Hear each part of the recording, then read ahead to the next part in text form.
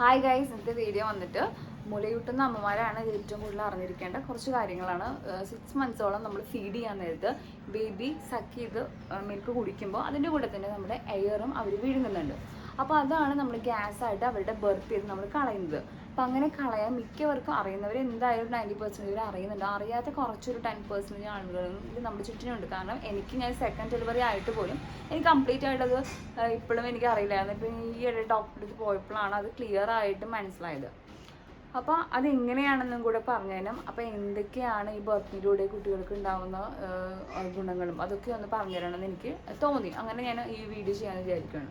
എപ്പോഴും നമ്മൾ ഫീഡ് ചെയ്യാൻ നേരത്ത് ഒരു 20 മിനിറ്റ്സോളം എന്തായാലും ഫീഡ് ചെയ്യുക ബേബീനെ. അത് ഓരോരുത്തർ ഡിപ്പെൻഡാണ്. ചില കുട്ടികൾ ഒരു 15 മിനിറ്റ്സോളം അവർക്ക് ഫീഡിങ് മതിയായിരിക്കും. അവർക്ക് അത്യാവശ്യമായിട്ടുള്ള പാല് കിട്ടുന്നുണ്ടാകും. ചില കുട്ടികൾ 20 മിനിറ്റ്സ് ആയിരിക്കും, ചില കുട്ടികൾ ഹാഫ് ആൻ അവർ ആയിരിക്കും. അപ്പോൾ അങ്ങനെ ഡിപ്പെൻസ് ആണ്. അത് ഒരു അമ്മമാർക്ക് ഫീഡ് ചെയ്യുമ്പോൾ മനസ്സിലാകും. അപ്പോൾ എപ്പോഴും ഫീഡ് ചെയ്യുമ്പോൾ നമ്മൾ ഫസ്റ്റ് ഫീഡ് ചെയ്ത് കഴിഞ്ഞ് നല്ലപോലെ ബർപ്പ് ചെയ്ത് കളഞ്ഞിട്ട് വേണം നെക്സ്റ്റ് ബ്രസ്റ്റ് നമ്മൾ ഫീഡ് ചെയ്യാൻ. അതുപോലെ തന്നെ വേറൊരു കാര്യമാണ്, നമ്മൾ ബ്രസ്റ്റ് ഫീഡിങ് ചെയ്യാൻ നേരത്ത് മാക്സിമം ഒരു 15 മിനിറ്റ്സോളം എന്തായാലും ഫസ്റ്റ് ബ്രസ്റ്റ് ഫീഡിങ് എന്തായാലും ചെയ്യുക. ആദ്യത്തെ ബ്രസ്റ്റിന് ഫീഡ് ചെയ്യുക. കാരണം ആദ്യത്തെ മിൽക്ക് വരുന്നതെന്ന് വെച്ചാൽ പ്രോട്ടീൻ ആയിരിക്കും വരുന്നത്. കുറച്ച് നേരം കഴിഞ്ഞിട്ടായിരിക്കും ഫാറ്റ് അതിലേക്ക് അക്യൂർ ചെയ്യാൻ ബേബിക്ക് പറ്റത്തുള്ളൂ. അപ്പം ഒരു പ്രോട്ടീൻ മാത്രം ചില അമ്മമാർ ചെയ്യുന്ന കാര്യമെന്ന് വെച്ചാൽ നമ്മൾ പെട്ടെന്ന് കുടിച്ച് കഴിഞ്ഞിട്ട് നമ്മൾ ഇപ്പുറത്ത് കൊടുക്കാൻ നോക്കും. അപ്പോൾ അവർ പ്രോട്ടീൻ മാത്രമായിരിക്കും അക്യൂർ ചെയ്തിട്ടുണ്ടാവുള്ളൂ. അപ്പോൾ മാക്സിമം എല്ലാവരും ഒരു 15 മിനിറ്റ്സ് മിനിമം എന്തായാലും ബേബിനെ കൊണ്ട് കുടിപ്പിക്കുക. ആദ്യത്തെ ബ്രസ്റ്റ്, അതിന് ശേഷം ബർപ്പ് ചെയ്തതിന് ശേഷം അടുത്ത ബ്രസ്റ്റിൽ നിന്ന് കുടിപ്പിക്കുക. എന്നാൽ മാത്രമേ ആ പ്രോട്ടീനും ഫാറ്റും നല്ലപോലെ ബേബി അക്യൂർ ചെയ്യത്തുള്ളൂ. പിന്നെ വേറൊരു ഇഷ്യൂസ് എന്ന് പറയുമ്പോൾ ബേബി സക്ക് ചെയ്യുമ്പോൾ അറിയാം എല്ലാവർക്കും നല്ലപോലെ എയറും ഒരുപാട് വിടുന്നുണ്ട്. അപ്പോൾ അതുകൊണ്ടാണ് നമ്മൾ ബർപ്പ് ചെയ്ത് കളയുന്നത്. 6 മന്ത്സോളമാണ് അത് എന്തായാലും നമ്മൾ ബർപ്പ് ചെയ്ത് തന്നെ കളയുക.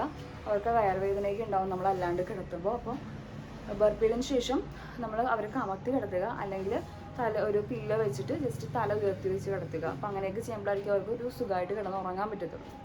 അങ്ങനെയൊക്കെ ചെയ്യുക. അവർക്ക് 6 മന്ത്സ് ആകാം 1 ഇയർ വരെ പോകാം ഈ ഗ്യാസ് ബർപ്പിങ് ചെയ്ത് കളയാൻ വേണ്ടിയിട്ട്. അപ്പോൾ ഗൈസ്, എങ്ങനെയാണ് ഞാൻ ബർപ്പ് ചെയ്യണത് കാണിച്ചു തരാം. ഇതൊരു രീതിയാണ്. ഫസ്റ്റ് രീതി ഇങ്ങനെയാണ്. ബേബിനെ നല്ലപോലെ നമ്മൾ നെഞ്ചോട് ചേർത്ത് വെക്കുക. വയറ് നല്ലപോലെ അമുങ്ങിയിരിക്കണമെന്ന് ആദ്യം കൺഫേം ചെയ്യുക. ദെൻ ആഫ്റ്റർ പതുക്കെ ഇതുപോലെ ടാപ്പ് ചെയ്ത് കളയുക. ടാപ്പ് ചെയ്ത് താഴ്ത്തുനിന്ന് മുകളിലേക്ക് നല്ലപോലെ ടാപ്പ് ചെയ്ത് കളയുക. ഇതാണ് ഒന്നാമത്തെ രീതി.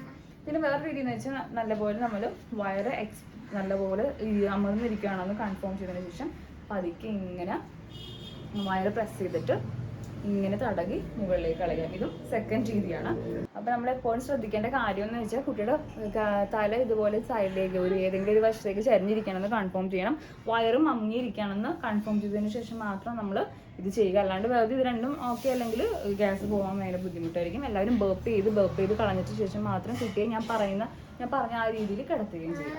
മൂന്നാമത്തെ രീതിയാണ് ബേബിനെ ഇതുപോലെ ഒരു സൈഡിലേക്ക് ചരിച്ച് കിടത്തിയിട്ട് അവരുടെ വയറ് നല്ലപോലെ പ്രസ് ചെയ്ത് നമ്മുടെ കാലിലോട്ട് ഇരുന്നിട്ട് പില്ലോയിൽ യൂസ് ചെയ്ത് ചെയ്യാം. അല്ലെങ്കിൽ നമ്മൾ കാലിൽ വെച്ചിട്ട് ചെയ്യാം. നമുക്ക് ഇതുപോലെ ടാപ്പ് ചെയ്ത് കളയാം. ഇത് മൂന്നാമത്തെ രീതിയാണ്. ഇങ്ങനെയും ഫോളോ ചെയ്യാൻ നമുക്ക് ബർപ്പ് ചെയ്യാൻ വേണ്ടി. അപ്പോൾ എല്ലാവരും 2 hours ഗ്യാപ്പിൽ വേണം നമ്മൾ ബ്രസ്റ്റ് ഫീഡ് ചെയ്യാൻ വേണ്ടി. എല്ലാ ബ്രസ്റ്റ് ഫീഡിങ്ങിന് ശേഷവും കുട്ടിയെ ബർപ്പ് ചെയ്യാൻ നല്ലപോലെ. അതിനുശേഷം മാത്രം ഞാൻ കിടക്കുന്ന രീതിയൊക്കെ പറഞ്ഞിട്ടുണ്ടല്ലോ, ആ രീതിയിലേക്ക് കിടത്തുക. അപ്പോൾ നല്ല സുഖമായിട്ട് ബേബി ഉറങ്ങും. അല്ലാതെ ഒരു ഇറഗുലർ പീരീഡിലാണ് നമ്മൾ ഫീഡ് ചെയ്യുകയൊക്കെ ചെയ്യുവാണ്, ബർപ്പ് ചെയ്യാണ്ടൊക്കെയാണ് കിടത്തിയെങ്കിൽ ബേബിക്ക് നല്ല വയറുവേദനയൊക്കെ ഉണ്ടാവും. അത് കരഞ്ഞുകൊണ്ടാണ് എനിക്ക് ഉറങ്ങാനൊന്നും ഭയങ്കര ബുദ്ധിമുട്ടായിരിക്കും. നമ്മളെയും അമ്മമാരെയും നല്ലപോലെ ബാധിക്കും. നമുക്ക് മുറപ്രശ്നമൊക്കെ ഉണ്ടാകും. നമുക്ക് ഭയങ്കര ബുദ്ധിമുട്ടായിരിക്കും ബേബി കരയണ കാണുമ്പോൾ. അപ്പോൾ മാക്സിമം ഇതുപോലെ ഒരു റെഗുലർ പീരീഡിൽ ഫീഡിങ്ങും ഇതൊക്കെ ചെയ്യുവാണെങ്കിൽ ബേബി സുഖമായിട്ട് ഉറങ്ങും.